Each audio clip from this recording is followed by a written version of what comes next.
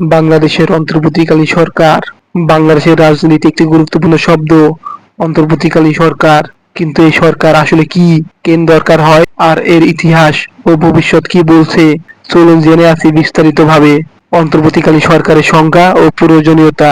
অন্তর্বর্তীকালীন সরকার বলতে বোঝায় একটি নির্দলীয় ও নিরপেক্ষ সরকার, যার মূল কাজ নির্বাচনের সময় দেশের প্রশাসনের ভার সামলানো।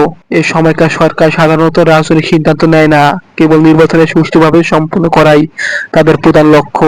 এই সরকার হয় যাতে ক্ষমতাসীন দল নির্বাচনে প্রভাব বিস্তার করতে না পারে এবং জনগণ একটি নিরপেক্ষ পরিবেশে তাদের ভোটাধিকার প্রয়োগ করতে পারে। ইতিহাসের পাতা ঘেঁটে দেখা। বাংলাদেশের প্রথম অন্তর্বর্তীকালীন সরকার গঠিত হয় 1991 সালে।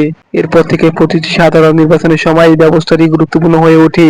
তবে সবচেয়ে আলোচিত ও বিতর্কিত সময় ছিল 2006 থেকে 2008 সালে সেনা সমর্থিত তত্ত্বাবধায়ক সরকার। 2008 সালে নির্বাচনের পর ক্ষমতায় আসে আওয়ামী লীগ।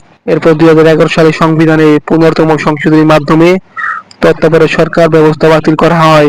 এই সিদ্ধান্ত দেশের রাজনৈতিক অঙ্গনে ব্যাপক বিতর্ক সৃষ্টি করে। বর্তমান পরিস্থিতি ও বিতর্ক। বর্তমানে নির্বাচন অনুষ্ঠিত হয় ক্ষমতাসীন দলের অধীনে, তবে নির্বাচন কমিশনকে বলা হয় স্বাধীন। কিন্তু বিরোধী দলগুলো বলে এই ব্যবস্থা সুষ্ঠু নির্বাচন সম্ভব নয়।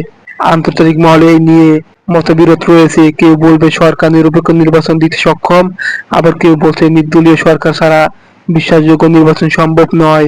জনগণের দৃষ্টিভঙ্গি ও ভবিষ্যৎ ভাবনা।